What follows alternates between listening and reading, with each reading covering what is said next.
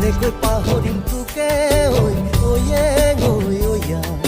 কিনো খাই পাহৰিম তোকে ঐ ঐয়া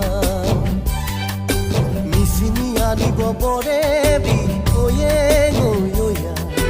তাকে খাই পাহৰিম তোকে ঐ ঐয়া